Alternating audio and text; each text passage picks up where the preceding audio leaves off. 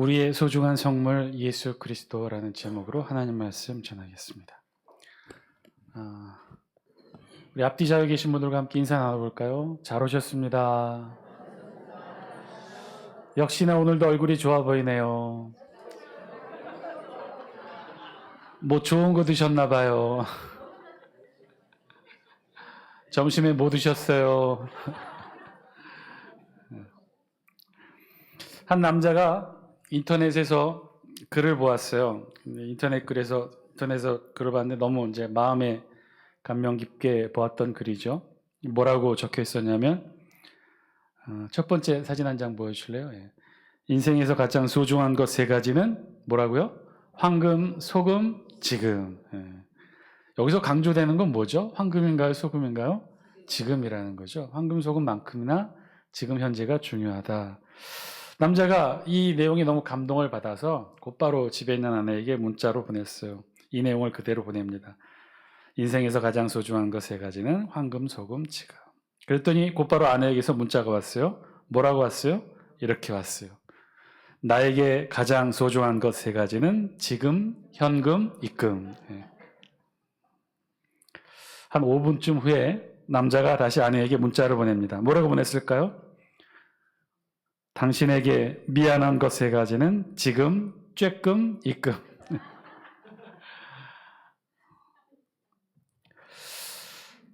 탈무드에 나오는 이야기예요. 어느 가게를 운영하던 주인이 병이 깊어져서 이제 임종을 앞뒀답니다. 그래서 마지막으로 사랑하는 식구들을 다 불러 모으고 식구들의 이름 하나하나를 힘줘 부릅니다. 여보. 그랬더니 저 여기 있어요. 이렇게 대답을 했어요. 우리 딸애는 어디 있느냐? 그랬더니 또 딸이 대답합니다. 예, 아빠 여기 있어요. 그러자 가게 주인이 이제 마지막으로 유언이나 다름없는 마지막 말을 남깁니다. 뭐라고 남겼을까요?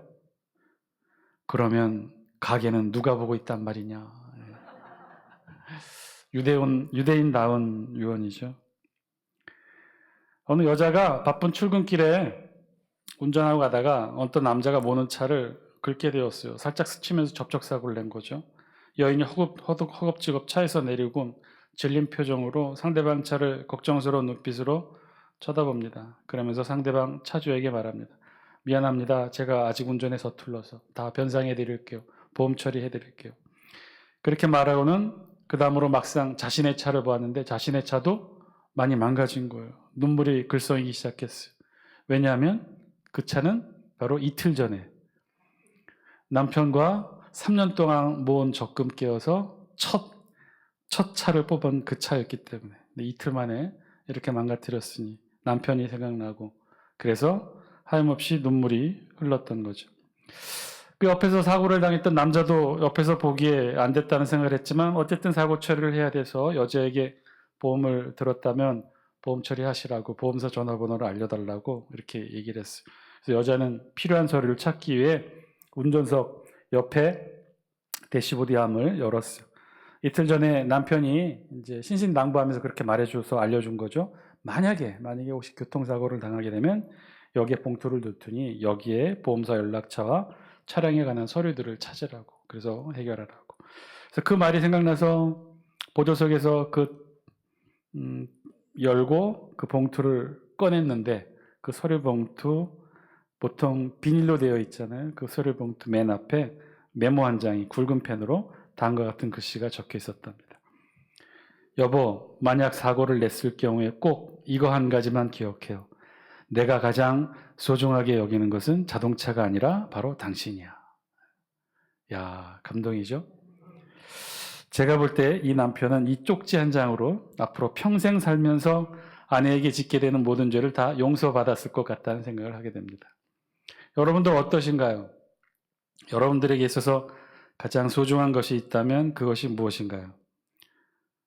가장 소중하게 생각하는 값비싼 시계, 반지, 목걸이, 아니면 집 문서, 땅 문서 어떤 건가요?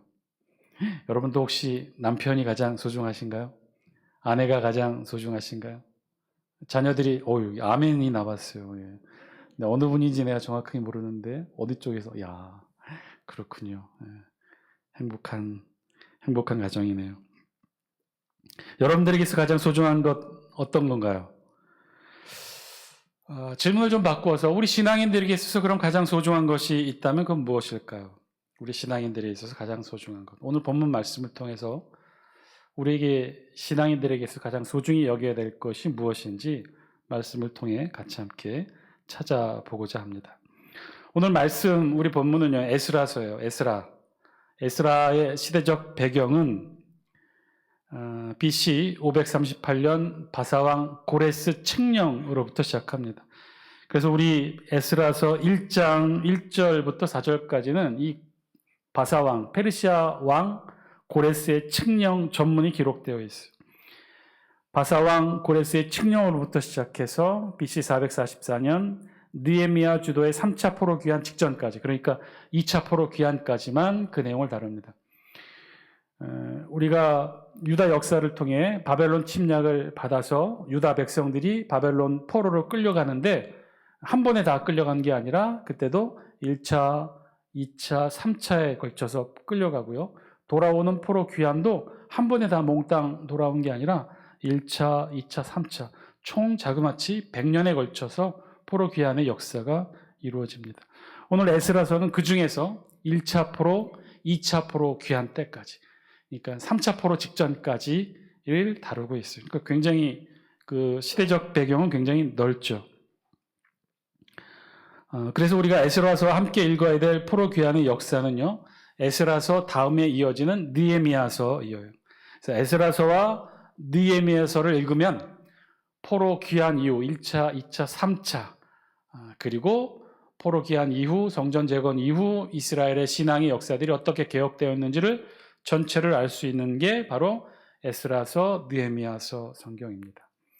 우리가 지금 새벽마다 읽고 있는 거는 이 성경, 구약 성경에 기록된 그 시간 순으로 우리가 배열해서 읽기 때문에 좀 왔다 갔다 하는 면이 있는데요. 어쨌든 여러분들이 이거 한 가지만 기억하시면 돼요. 에스라서, 느헤미야서는 그 분류가 역사서에 해당합니다. 역사서라고 보시면 되고요. 그럼 어디의 역사냐? 포로 귀환 이후의 역사를 기록하고 있어요. 그러니까 포로 귀환의 역사를 읽으려면 에스라서, 느헤미야서를 읽어야 되고요. 그리고 그 시대의 예언서, 포로 귀환 이후 성전 재건이 완료되는, 그래서 신앙개혁, 종교개혁이 이루어지는 데까지를 읽으려면 에스라서, 느헤미야서, 역사서를 읽어야 되고, 그 시대에 선포된 예언의 말씀은 학개, 스가랴, 말라기 세 예언서입니다. 그러니까 그 시대를 또 배경으로 만든 한 편의 드라마가 우리 성경에 기록되어 있죠. 여자가 주인공인 드라마. 그 드라마는 에스더서. 자, 그렇게 보면 에스라, 느헤미야서, 그리고 그 시대에 선포된 학개, 스가랴, 말라기 예언서, 그리고 에스더까지 읽게 되면 포로 이후의 모든 역사뿐만 아니라 그 시대에 선포되어진 예언의 말씀까지도 다 읽게 되는 거죠. 자, 그래서 에스라서의 주제는요, 스룹바벨 성전의 건축과 에스라의 신앙 개혁을 통한 이스라엘 회복에 대한 말씀이 주제입니다. 에스라서는 크게 두 부분으로 나뉘는데 1장부터 6장까지, 그리고 7장부터 10장까지. 1장부터 6장까지는 스룹바벨 주도의 제1차 포로 귀환자들이 어떻게 귀환의 역사를 만들어갔는지, 오자마자 성전 재건 어떻게 했고, 그것이 사마리아인들의 반대로 16년간 멈춰져 있었던 그 내용들을 다루고 있는 것이 1장부터 6장까지고, 그리고 7장부터 10장까지 이후에는 에스라 주도의 제2차 포로 귀환의 역사, 그리고 그에 따른 신앙개혁을 기록하고 있는 게 에스라서의 내용입니다. 자, 전체적인 에스라서의 내용은 그렇고요. 그리고 1장과 2장에는 스룹바벨 주도의 제1차 포로 귀환과 귀환의 역사와 귀환자 명단을 기록하고 있습니다. 자, 에스라 1장에 다시 집중을 해본다면 1장에서는 1절부터 4절까지 어떤 내용이 담겨 있다고 그랬어요? 바사왕 고레스의 고레스 칙령으로부터 기록되어 있다고 그랬죠. 이 내용은 역대하 마지막 36장 22절에서 23절과 정확하게 일치합니다. 그러니까 에스라서 1장 1절에서 4절 내용이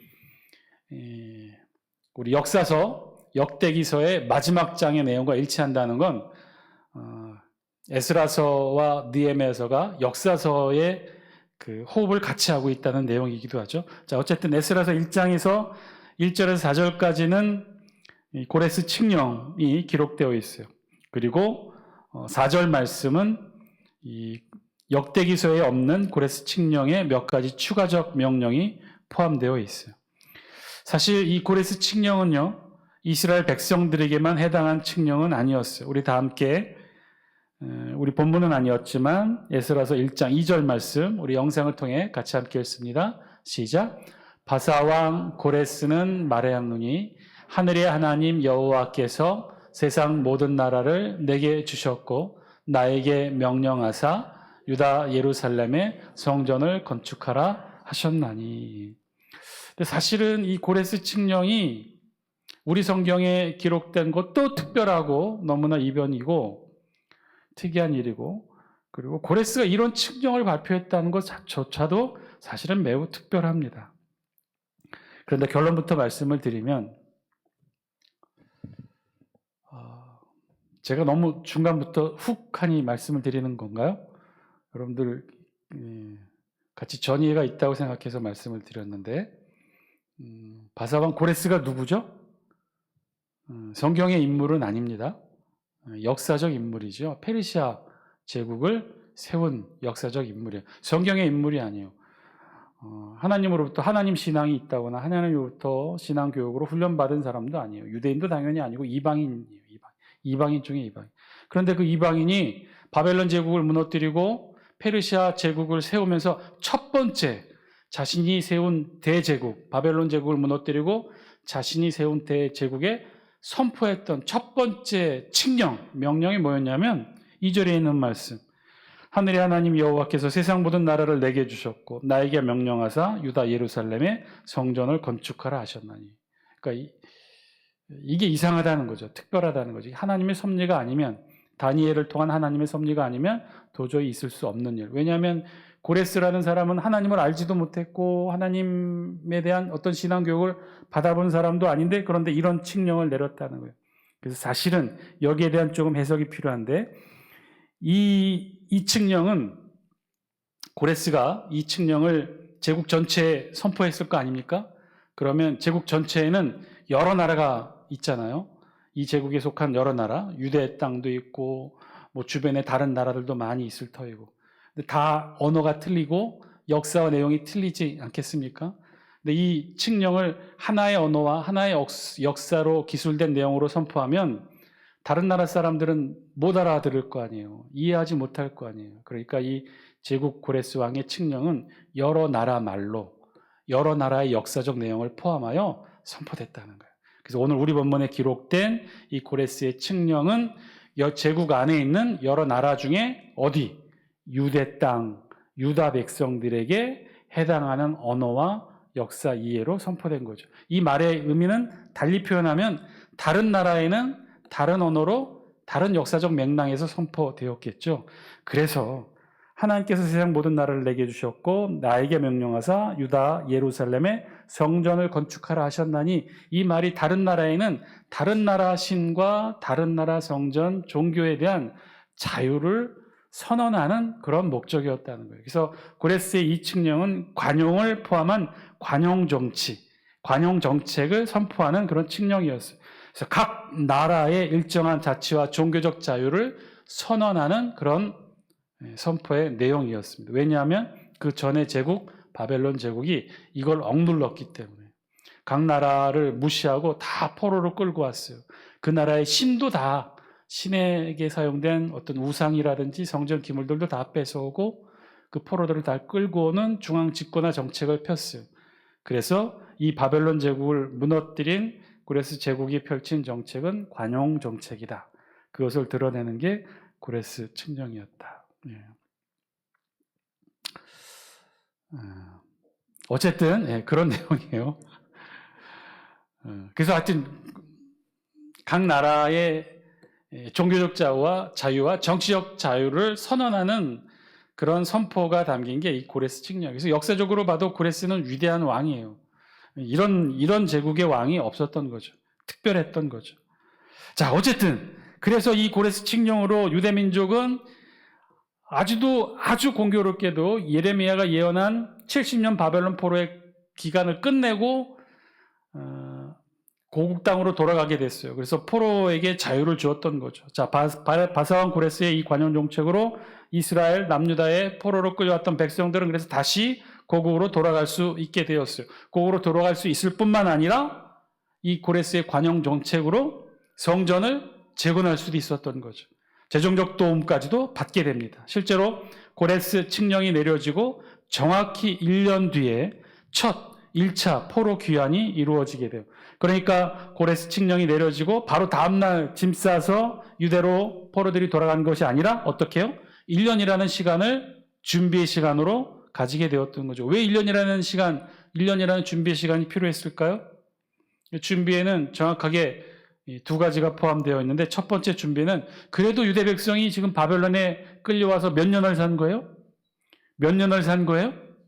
70년을 포로로 끌려와서 남의 나라에서 70년을 산 거예요. 70년이면 최소한 몇 대가 지나가는 거예요. 20에서 30년을 1대로 본다면 3세대가 훌쩍 지나간 시대 아니었습니까? 그런 시간을 살았으니 바벨론에서 이들이 삶의 터전이 있었을 거 아닙니까? 그런 것들을 정리할 시간적 시간이 필요했던 거죠. 유대 땅으로 돌아갈 사람 아니면 이제는 페르시아 땅에서 태어나 그곳에서 자란 사람들이 남게 될 사람도 있겠고 그러니까 그런 것들을 결정할 시간도 필요했고 유대 땅으로 돌아가기로 했다면 돌아갈 준비를 해야겠죠.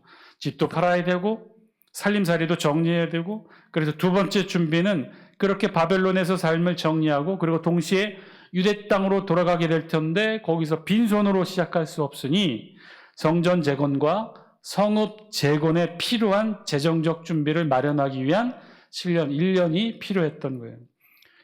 그래서 오늘 우리 본문의 5절과 6절에 보면 그 내용을 기록하고 있어요. 우리 다 함께 영상을 통해 5절, 6절 말씀 우리 같이 함께 읽겠습니다. 시작. 이에 유다와 베냐민 족장들과 제사장들과 레위 사람들과 그 마음이 하나님께 감동을 받고 올라가서 예루살렘에 여호와의 성전을 건축하고자 하는 자가 다 일어나니 그 사면 사람들이 은그릇과 금 물품들과 짐승과 보물로 돕고 그 외에도 예물을 기쁘게 드렸더라. 고레스 칙령에 발표되고 난 이후에 이런 일들이 일어났다는 거예요. 마지막 5절 마지막에 보면 어떻게 해요? 유대 백성 중에 포로로 끌려왔던 사람들 중에 성전을 건축하고자 하는 자가 다 일어나니 그랬더니 어떻게 됐다는 거예요? 6절 앞부분에 6절 다시 한 번만 보여주실래요? 6절에 보면 그 사면 사람들이 은그릇과 금과 물품들과 짐승과 보물로 돕고 그 외에도 예물을 기쁘게 드렸더라. 5절도 한번 보여주실래요? 5절과 6절에 그 주체가 되는 사람들이 틀려요. 이에 유다와 베냐민 족장들과 제사장들과 레위 사람들과 그 마음이 하나님께 감동을 받고 올라간 사람들은 누구냐면 바벨론의 포로로 끌려왔던 사람이에요. 그 사람들, 포로로 끌려왔던 유다 백성들은 하나님의 성전, 이제 포로로 끌려왔으니 고국으로 돌아가서 여호와의 성전을 건축하고자 하는 그런 마음이 다 일어나게 돼서 이제 돌아갈 준비를 했더니 6절 다시 한번 보실래요? 그랬더니 어떤 일이 일어났어요? 그 사면 사람들이. 여기서 말하는 그 사면 사람들은 누구죠? 유다 백성들이 아니에요. 포로로 끌려온 유다 백성들이 아니에요. 그 사면 사람들은 다른 번역 성경에는 그래서 이렇게 번역했는데 그리고 주변에 있는 모든 이들이 혹은 그들의 모든 이웃들이 즉 유다 백성들이 바벨론 포로로 끌려와서 70년 삶을 살았잖아요. 그런데 그 유다 백성이 살던 그 주변에 있는 사람들 그들이 누구예요? 바벨론 사람들. 원래 바벨론 사람들인지 아니면 유다 백성들처럼 다른 나라에서 끌려온 사람들인지 모르겠으나 하여튼 포로로 끌려온 유다 백성이 아닌 주변에 있는 다른 사람들이 어떻게 했다고요? 6절 다시 한번 보여주실래요? 그 사면 사람들이 어떻게 했어요? 은그릇과 금과 물품들과 짐승과 보물로 누구를 도왔다는 거예요? 포로로 끌려오는 유다 백성들. 그래서 귀환을 준비했던 사람들 그런 사람들을 도왔다는 거예요. 그 외에도 예물을 기쁘게 드렸다는 거예요. 이 고레스 칙령의 힘이 컸던 이유 중에 하나도 바로 이런 것들이죠. 이 고레스 칙령에 바벨론에 거주하고 있던 사람들이 이스라엘 백성들의 포로 귀환을 도왔다는 거예요. 그냥 마음만 도운 게 아니라 금그릇, 은그릇들을 준비해서 도왔다는 거예요. 그저 바벨론에 거주하던 이스라엘 백성들과 친분이 있는 몇몇 사람들 정도가 아니라 바벨론에 있는 대다수의 사람들이 이스라엘 백성의 귀환을 물질로 도왔다는 거예요. 이는 이스라엘 백성들이 70년간 포로 생활이 주변의 이방인들에게 존경을 받는 삶이었거나 아니면 이 또한 하나님의 초자연적인 섭리의 역사가 더해졌던 거죠.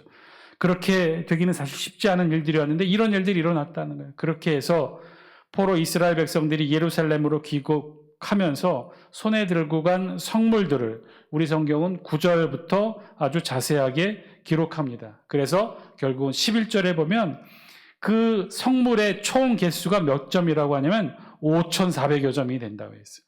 5,400여 점이나 되는 금그릇, 은그릇 이것들을 성전의 성물들을 이스라엘 백성들이 귀한 자들 손에 들려지게 됐던 거죠. 자세한 것을 9절과 10절에 이렇게 기록해요. 우리 9절, 10절 영상을 통해 같이 함께 읽습니다. 시작. 그 수는 금접시가 30개, 은접시가 1000개요. 칼이 29개요. 10절. 금대접이 30개요.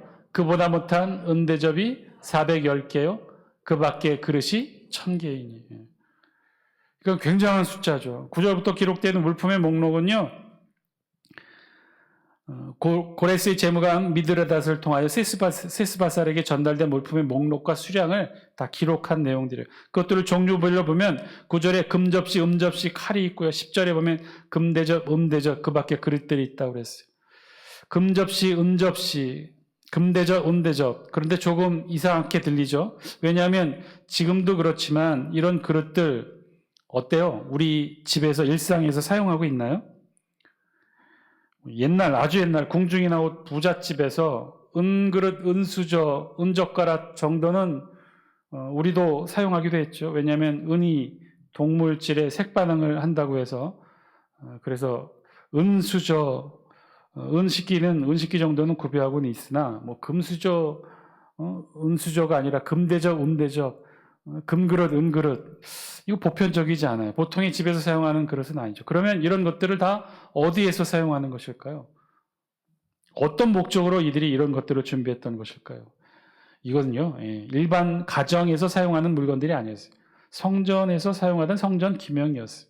10절 하반절에 그 밖에 그릇이 1000개이니 이렇게 기록되어 있는데 예전 성경에는 기타 기명이 1000이니 이렇게 기록하고 번역했어요. 그래서 본문에 쓰인 10절에 쓰인 그 밖에 그릇이라는 단어, 히브리어 켈림이라는 단어는 성전에 사용되는 거룩한 용기라는 게 원래 뜻이에요. 그러니까 10절을 다시 읽으면 영상을 통해 다시 한 번만 보여주실래요? 금대접이 30개요. 그보다 못한 은대접이 410개요. 그 밖에 그릇이 1000개이니 이것을 다시 번역하면 그리고 성전에서 사용되는 거룩한 용기 1000개이니라는 번역이 맞는 거죠. 그러니까 지금 이 앞에 나왔던 금대접, 은대접, 금대접, 은대접, 금그릇, 은그릇 뭐 이런 것들은요. 그 밖에 기타 그릇, 그 밖에 그릇까지 모두 다 일반 가정에서 사용하는 그릇들이 아니라 성전에서 사용될 목적의 그릇들이었던 거예요. 그러면 질문이 생기죠.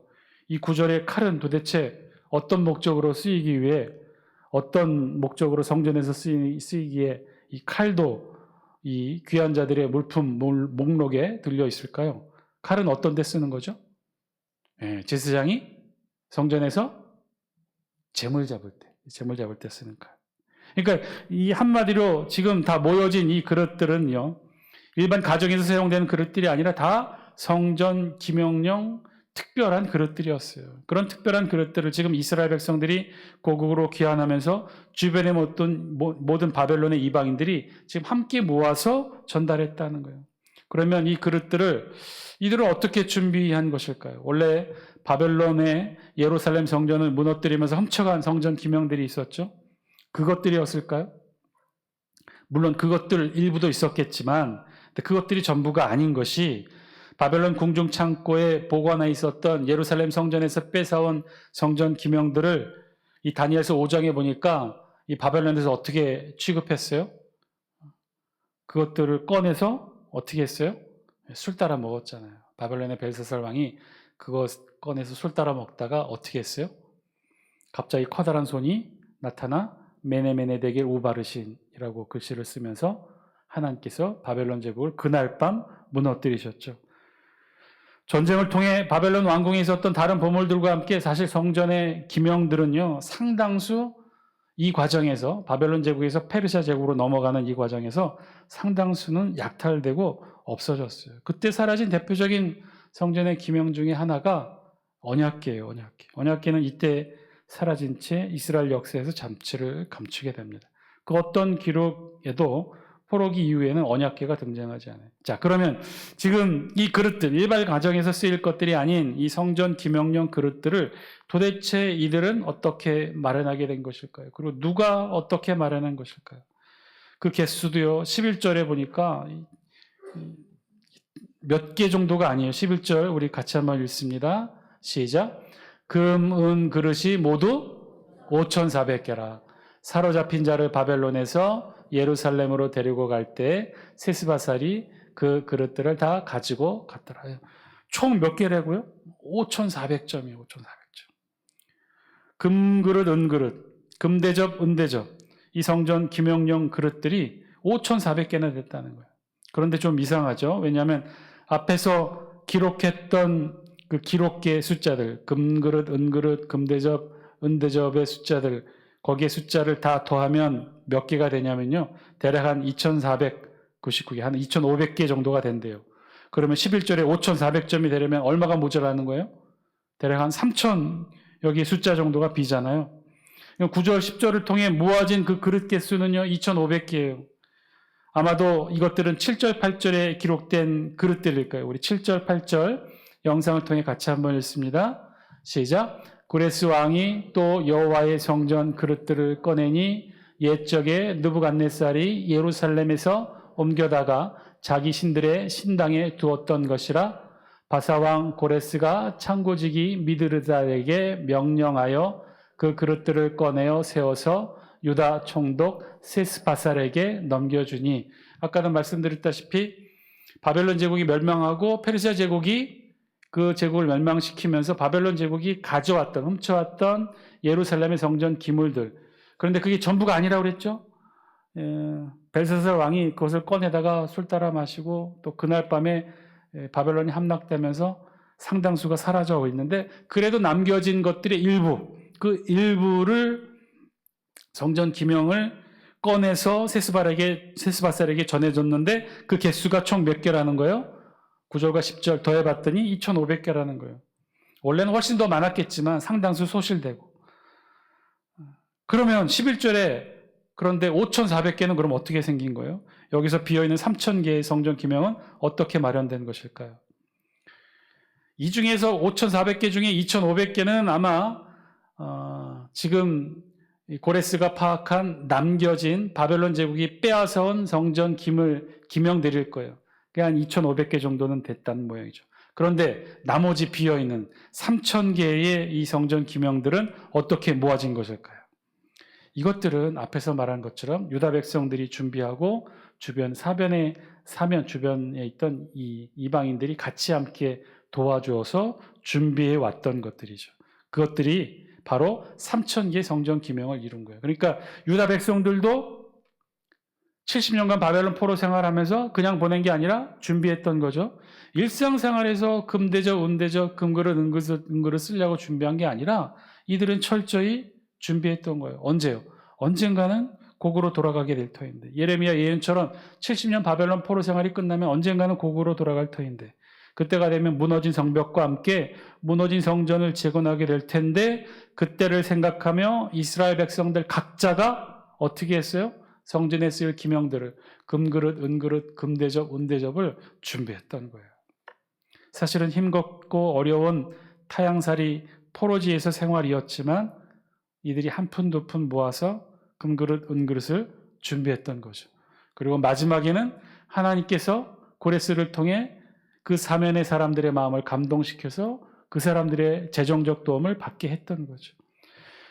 70년간 고국 이스라엘과 예루살렘 성전을 생각하며 이들이 하나하나 준비해 왔던 거예요. 예루살렘 성전 재건을 위한 성물을, 귀환을 준비하는 이스라엘 백성들이 그렇게 준비해 왔던 거예요. 몇 개나? 3,000여 점이나. 사랑하는 장수교 성도 여러분, 오늘 말씀을 통해 우리에게 주신 하나님의 음성, 저와 여러분들이 들을 수 있게 되기를 바랍니다. 귀환을 준비하던 이스라엘 백성들은요, 성전 재건을 위한 성물을 사실은 각자 준비했던 거죠. 거룩한 성전을 위해 거룩한 성물을 귀환하는 이스라엘 백성들은 70년간 포로지에서의 힘든 생활 속에서도 각자가 준비했어요. 그 개수가 3천여 점이에요. 원래 예루살렘에서 훔쳐왔던, 가지고 왔던, 그래서 되돌려받은 성전 기물은 2,500여 개였지만 그것보다도 훨씬 많은 숫자 3,000여 개의 성전 기물을 사실은 이스라엘 백성들이 각자 준비해 왔던 거죠. 오늘 말씀에 비춰 우리의 모습도 돌아보길 바랍니다. 여러분들, 우리는 지금 무엇을 준비하고 있습니까? 이 시대를 살아간 우리 성도들에게도 우리에게 있는 가장 소중하고 중요한 성물은 무엇일까요? 본문의 금그릇, 은그릇에 비견할 만한 우리가 준비하고 있는 소중한 성전 기명용 그릇은 무엇이 있습니까? 성전을 생각하면서, 예배를 생각하면서 지금 우리에게 가장 소중한 것이 있다면 그것이 무엇일까요? 우리에게도 지금 금그릇, 은그릇이 필요할까요? 제사를 드리지 않고 예배를 드리는 우리에게 지금 금대접, 은대접이 필요할까요? 제물을 잡는 데 쓰이는 칼이 필요할까요? 그런 것들은 필요치 않을까요? 왜냐하면 지금 우리는 성전에서, 장수교에서 제사가 아닌 예배를 드리기 때문이죠. 우리는 이 성전 거룩한 장수교에서 예배를 드리고 있어요. 신령과 진정으로 예배를 드리고 있어요. 그렇다면 오늘 우리가 진짜로 소중하게 잘 준비해야 될 예배를 위한 가장 소중한 성전 기명은 무엇이 될까요? 신약시대를 살아가는 우리 성도들이 준비해야 될 가장 소중한 예배를 위한 가장 소중한 성물은 무엇이 되어야 될까요? 그것은요, 예수 그리스도. 우리 안에 내주하시는 성령 하나님과 함께 지금도 우리 몸 구석구석을 돌고 있는 예수 그리스도의 보혈의 흔적을 지니고 있는 우리들에게 있어서 지금 가장 중요하고 소중한 성물이 있다면 그건 바로 예수 그리스도일 것입니다. 바로 이곳 교회에서 제사가 아닌 예배를 통해 만나게 될 하나님, 그리고 그 예배의 중심에 있게 될 예수 그리스도. 오늘 우리가, 저와 여러분들이 꼭 품고 소중히 여기며 간직해야 될 것이 있다면 금대접, 은대접보다 더 소중하게 간직하고 붙들어야 될 것이 있다면 예수 그리스도인 줄 믿습니다. 그 소중한 성물 예수 그리스도 꼭 품고 하나님 앞에 나오시는 저와 여러분 되시기를 주의 이름으로 간절히 축원드립니다. 예수 그리스도를 소중히 품고 예배의 자리에 나오시는 여러분 되시기를 주의 이름으로 간절히 축원드립니다. 여러분, 우리가 자랑해야 될 건 뭐예요? 예수 그리스도예요. 우리가 꼭 붙들어야 될 건 뭐예요? 예수 그리스도예요. 우리가 증거하고 찬양하고 선포해야 될 것도 예수 그리스도예요. 내가 아니라, 내 신앙의 연수가 아니라, 내 직분이 아니라, 내 경험도, 내 나이도, 내 신앙도 아니라 오직 예수 그리스도. 우리에게서 무엇인가 드러나고 비춰지고 보여지게 된다면요, 그건 내 신앙의 경력이 아니라, 내 이름 옆에 붙어있는 내 직분이 아니라 예수 그리스도의 모습이 되어야 합니다. 왜냐하면 우리 마음속에 가장 소중하게 지금 우리가 품고 있는 건 금그릇, 은그릇이 아니라 예수 그리스도이기 때문에.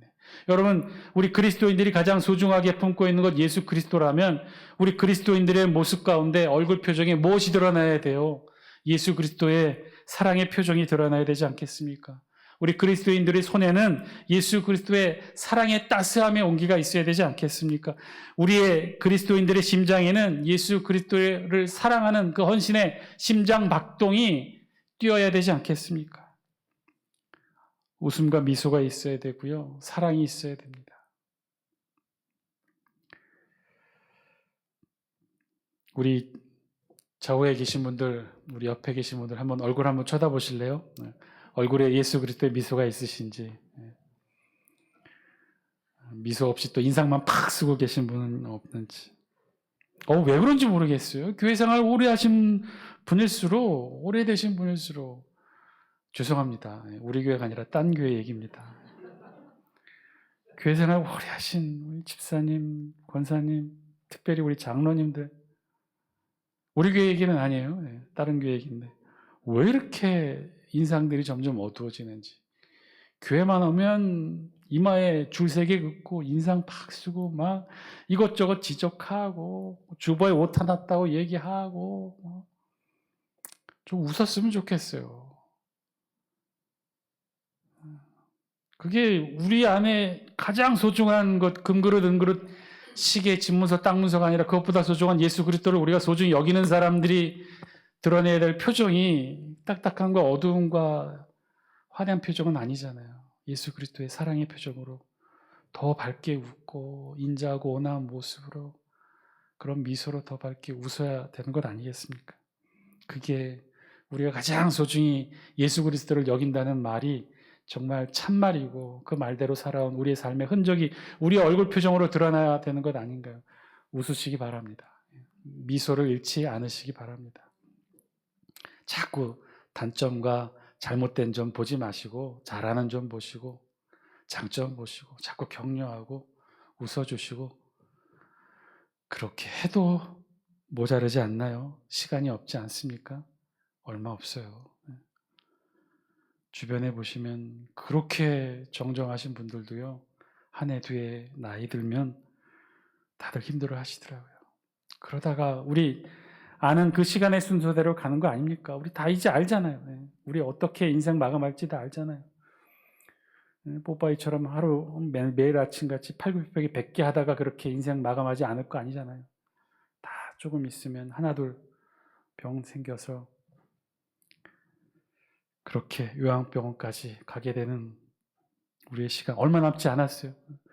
그 시간까지 인상 쓰시며 사시겠습니까? 우리 교회 얘기가 아니죠. 네. 다른 교회 얘기인데 인상 쓰지 마세요. 미소. 내 안에 가장 소중한 게 뭐예요? 집문서 땅문서가 아니라 예수 그리스도라면 예수 그리스도의 모습이 닮아가야 되고 드러나야 될 줄 믿습니다. 예수님의 미소로, 예수님의 손길로, 예수님의 뜨거운 심장 박동으로 얼마 남지 않은 우리 여생 그렇게 예수님 닮아가며 가장 소중한 예수 그리스도 드러내시며 살아가시는 저와 여러분 다 되시기를 주의 이름으로 간절히 축원드립니다.